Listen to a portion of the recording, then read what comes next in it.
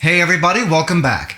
Today we're going to be using our Ninja Creami Deluxe to make sugarless, high-protein Azuki ice cream. Azuki is Japanese red beans. If you've ever had a Japanese dessert, you've probably had them. It sounds pretty funny, but if you don't try it, you're missing out. So you ready? Let's get into this.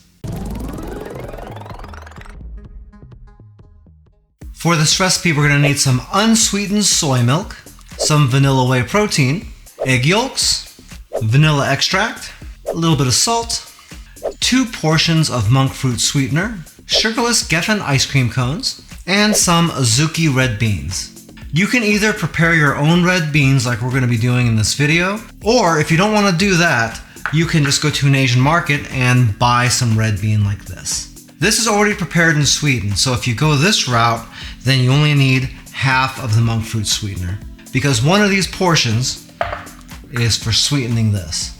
Oh, and so is the salt.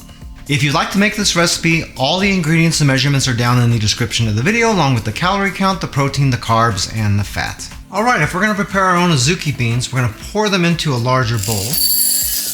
And we want to give these a quick rinse. Once you have these rinsed, we're going to submerge these in water. Just like that. And we're going to let them sit this way until your ice cream base is frozen.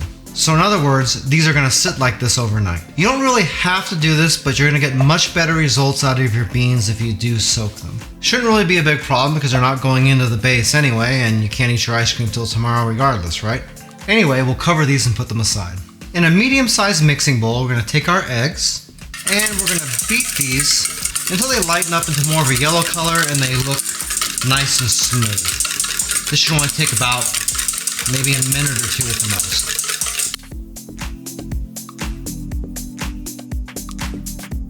Once they're looking like that, we can mix in our monk fruit sweetener. And we want to stir this until it smooths out a little bit and we don't have any chunks of white sweetener still showing there. Once you get that combined, we can add in our vanilla extract and our soy milk. And we're going to give this a good stir until it's combined and dissolved pretty much as good as we can. Don't worry too much about getting that totally dissolved because there's no way you're going to get all of it to dissolve in there. But just do the best you can and maybe stir it around for maybe 2 minutes at the most. And then we'll be ready for the next step.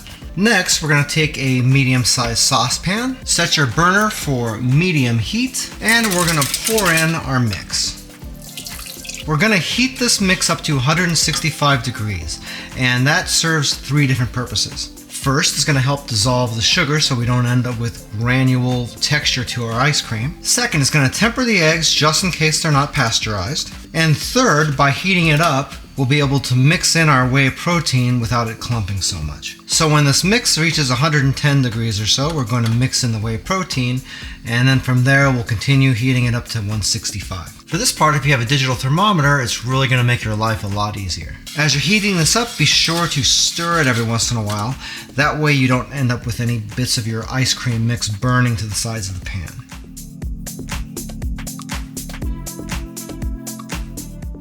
Okay, we're at 110 degrees. I'm going to add in our whey protein. You're going to want to mix this in a little bit at a time.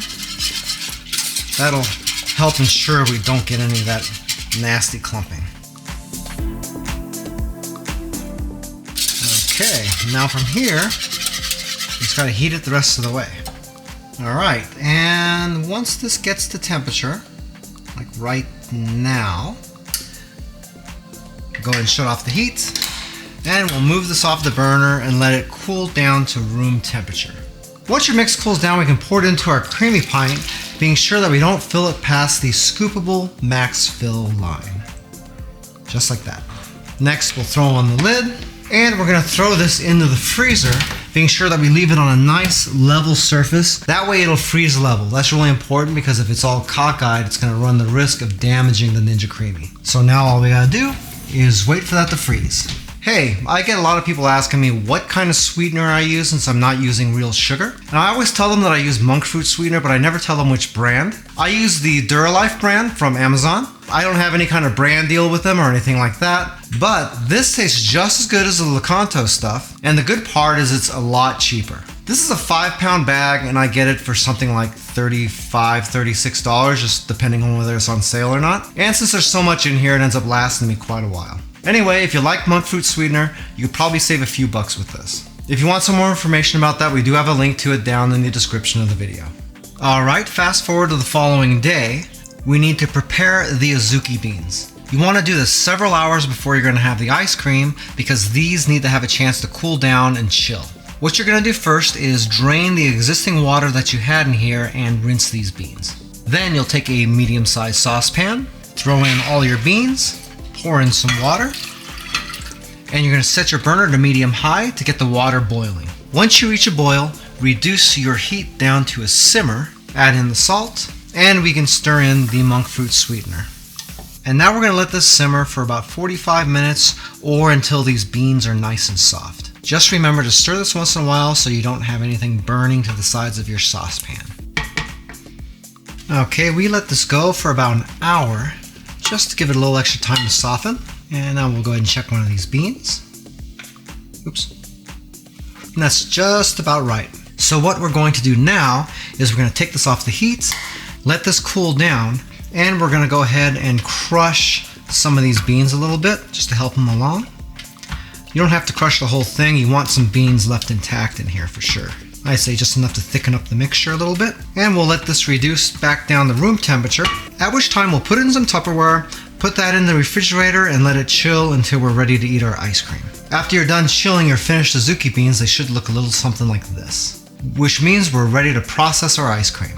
Okay, now we can take our ice cream out of the freezer and we're going to set it on the counter and let it defrost by itself for about 5 minutes. After it's been a few minutes, we'll be ready to process our ice cream.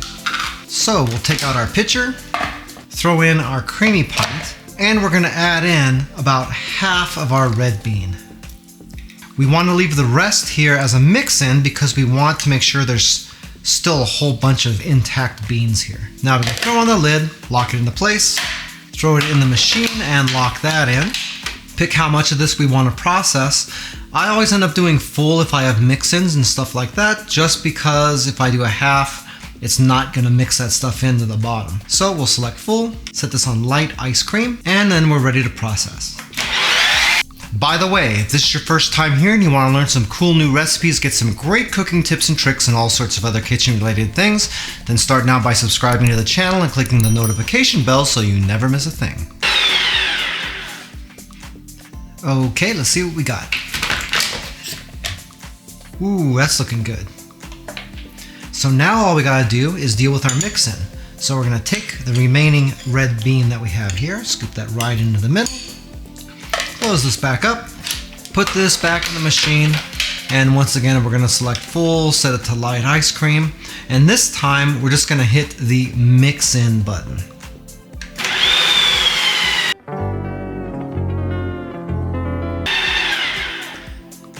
Alright, I think we might finally have ice cream, huh? That's looking good. Time to serve this up.